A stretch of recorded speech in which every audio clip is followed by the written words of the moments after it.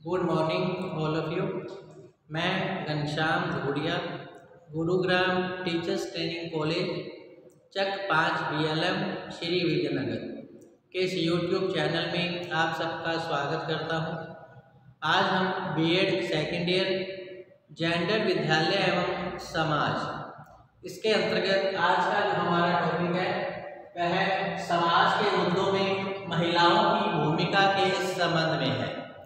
समाज के मुद्दों में महिलाओं की भूमिका के संबंध में हमने 4 हेडिंग्स पिछले वीडियो में कर ली थी। आज हम इसके अंतर्गत आर्थिक योजना एवं निर्णय में स्त्री सहभागिता की क्या स्थिति रही है, इसके अलावा राजनीतिक योजना एवं निर्णय में स्त्री सहभागिता की क्या स्थिति है, इसके साथ साथ सांस्कृतिक योजना एवं निर्णय में स्त्री सहभागिता क्या रही है, इनकी जानकारी हम आज प्राप्त करेंगे।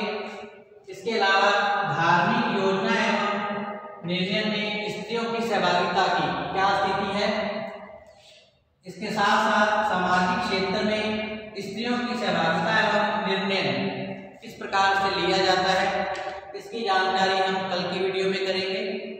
आज पहले हम आर्थिक योजना एवं निर्णय में स्त्री सहभागिता की स्थिति की जानकारी प्राप्त करेंगे।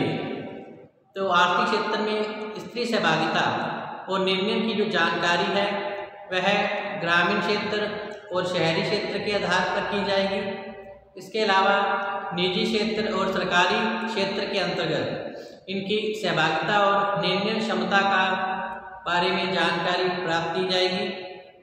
जैसा कि निजी आर्थिक क्षेत्र में स्त्रियों की जो सहभागिता रहती है वह नगण्य रहती है, क्योंकि उनके पास अधिकारों का अभाव रहता है, जबकि सरकारी आर्थिक क्षेत्र में स्त्री सहभागिता की जो भूमिका है वह सर्वोत्तम रहती है।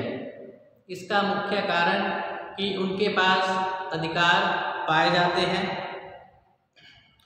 और सरकारी आर्थिक संस्थाओं में कार्यरत स्त्रियों के पास अधिकार रहते हैं, जिनके प्रभाव से ही वह अपने निर्णय को क्रियान्वित करती है।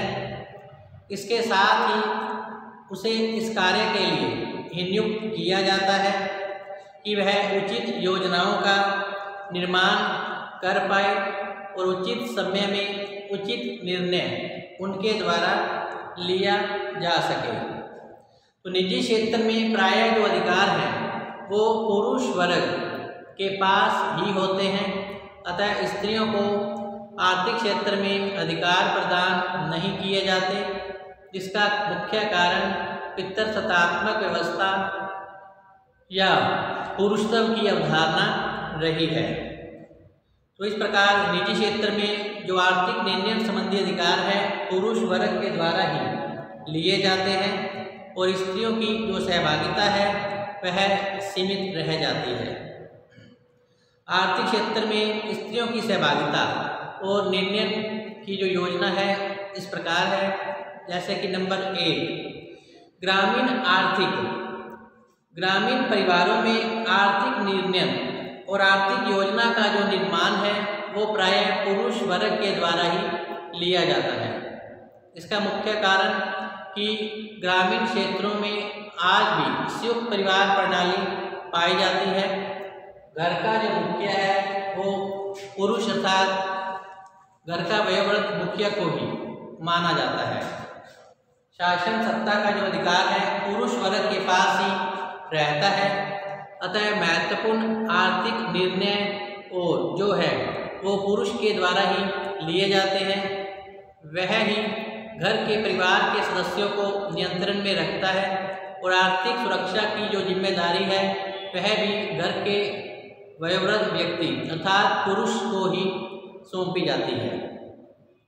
और स्त्रियों में से आर्थिक योजना के निर्माण में इस संबंध में कोई राय नहीं ली जाती और न ही उनसे किसी निर्णय की उपेक्षा की जाती है।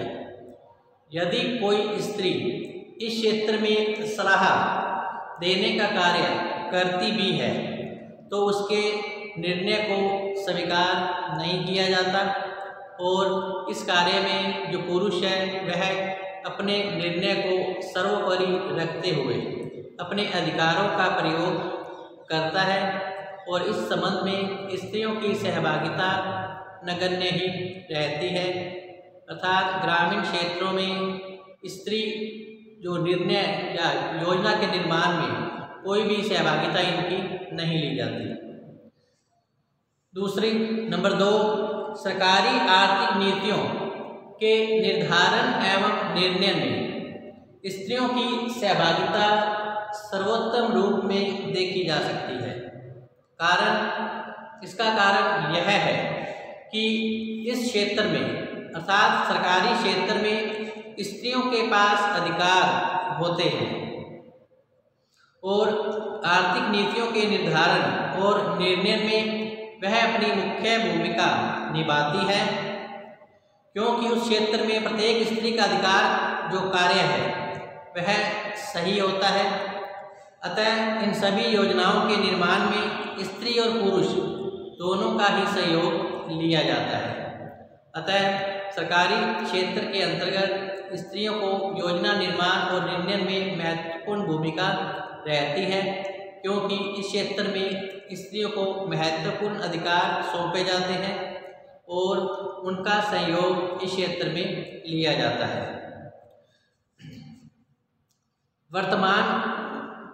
नंबर 3, वर्तमान समय में आज बैंकिंग, व्यापार वाणिज्य, बीमा क्षेत्र आदि क्षेत्रों में स्त्रियां बढ़ चढ़कर कार्य आज करने लगी हैं, जिसके परिणाम स्वरूप ये जो संस्थाएं हैं आज प्रगति पर है और ये काफ़ी उन्नति की ओर अग्रसर हो रही है। 4 नंबर, वर्तमान समय में कुटीर उद्योगों के क्षेत्र में आज स्त्रियों की भूमिका महत्वपूर्ण बन रही है। आज स्त्रियां ग्रामीण क्षेत्रों में छोटे छोटे उद्योगों को स्थापित करती हैं और धन कमाकर वह अपने परिवार का पालन पोषण वह आज करने लगी है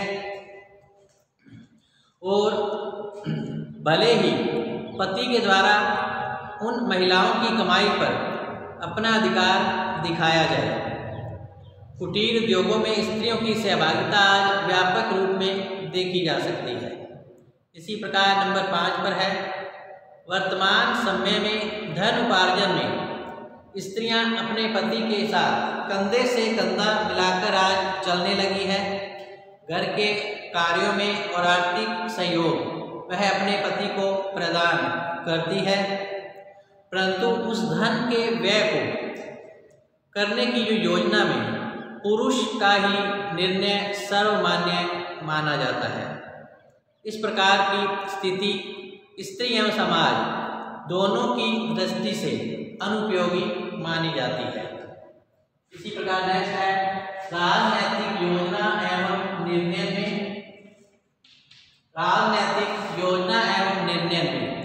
स्त्री सहभागिता की क्या स्थिति रही है, इसकी जानकारी प्राप्त करेंगे।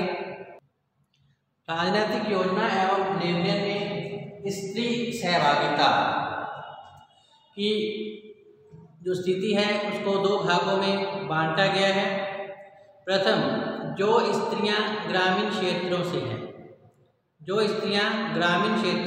से हैं उनकी राजनीतिक सहभागिता एवं निर्णय स्थिति दुर्बल और कमजोर रहती है।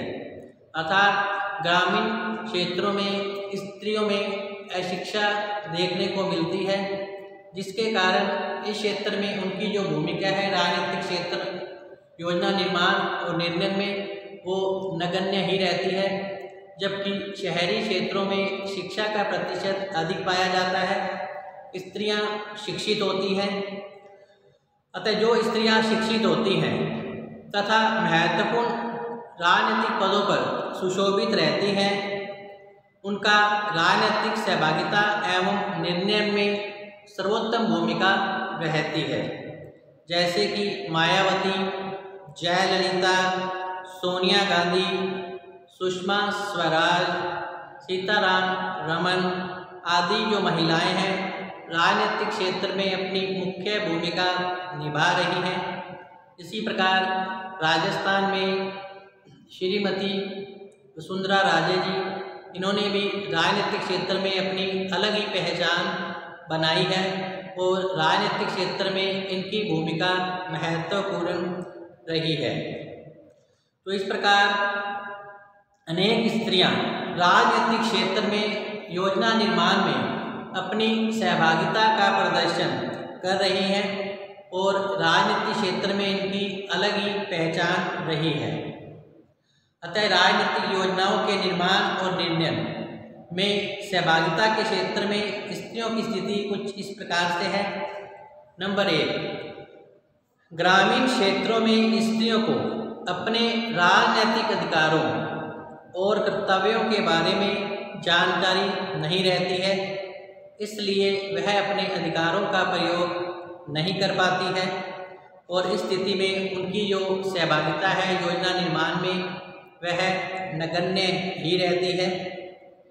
इस स्थिति में उनसे राजनीतिक निर्णय और सहभागिता की उपेक्षा नहीं की जा सकती है।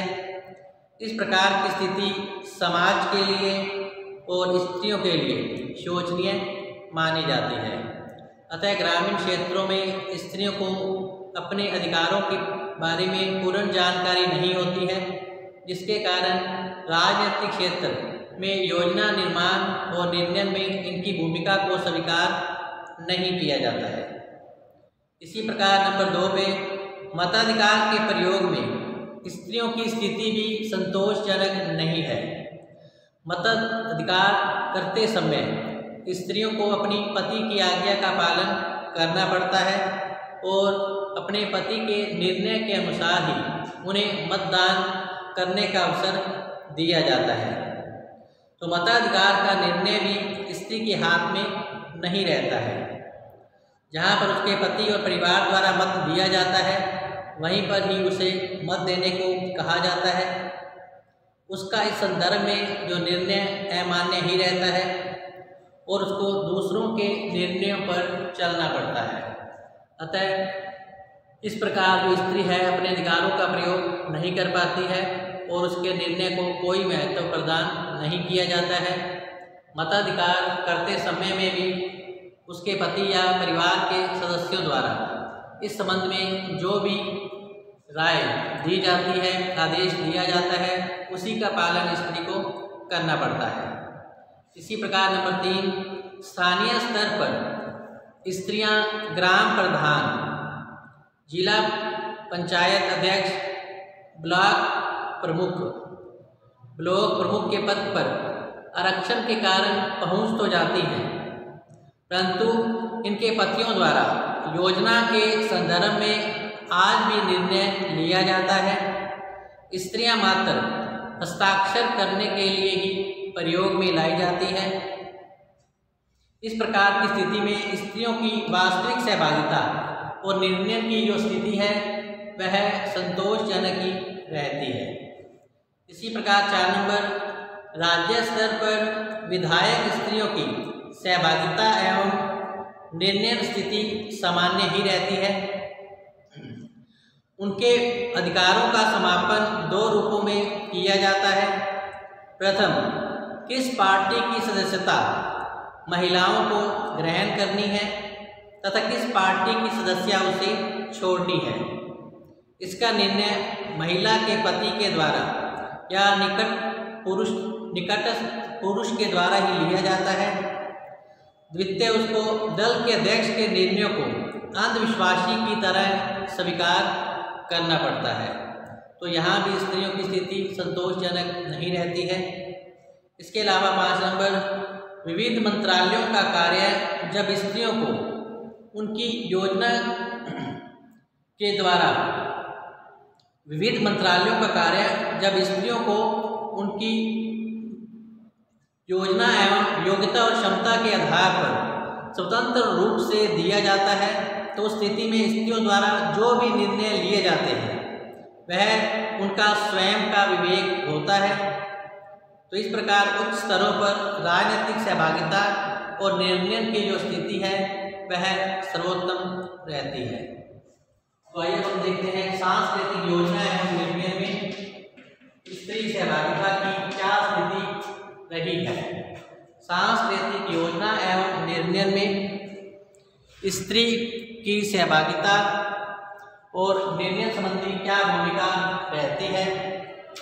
तो भारतीय सभ्यता एवं समाज में सांस्कृतिक योजना में स्त्रियों की जो सहभागिता है वह नगण्य होती है।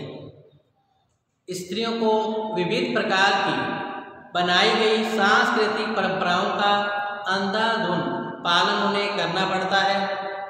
जैसे पर्दा प्रथा भारतीय संस्कृति में मुगल काल से देखी गई है। पर्दा प्रथा का प्रचलन मुगल काल की देन है। मुगल काल में अशिक्षा, पर्दा प्रथा और स्त्रियों की निम्न स्थिति देखी गई थी। आज इस परंपरा को अगर स्त्री तोड़ना चाहती है तो उसका विरोध ग्रामीण क्षेत्रों में आज भी किया जाता है तथा उसके आचरण को अमर्यादित बताया जाता है। इस प्रकार सांस्कृतिक योजनाओं और परंपराओं के सुधार के संबंध में जो निर्णय का अधिकार है वह पुरुष वर्ग को ही सौंपा जाता है। सांस्कृतिक योजना और निर्णय संबंधी स्त्रियों की सहभागिता कुछ इस प्रकार है। नंबर 1, भारतीय संस्कृति में पत्नी को पति की आज्ञा का पालन करना पड़ता है और इस परंपरा में स्त्री पुरुष को अधीन बना दिया गया है। इस परंपरा में स्त्रियों को पुरुषों के अधीन बना दिया गया है कि पति ही उसके लिए स्वर्ग है, अतः उसकी हर आज्ञा का पालन करना चाहिए। इस परंपरा के विरुद्ध अगर कोई स्त्री जाती है तो वह समाज में उस स्त्री को अच्छा नहीं माना जाता है, अतः वह अपने पति के आज्ञा के विरुद्ध नहीं जा सकती है। वह दुराचारी पति की आज्ञा का पालन समाज और संस्कृति के भय से करती रहती है और जिसके कारण स्थिति में सहभागिता और निर्णय की जो स्थिति है वह नगण्य हो जाती है। तो इस प्रकार भारतीय संस्कृति के अंतर्गत पत्नी को पति की आज्ञा का पालन करना उसका मुख्य कर्तव्य बताया गया है।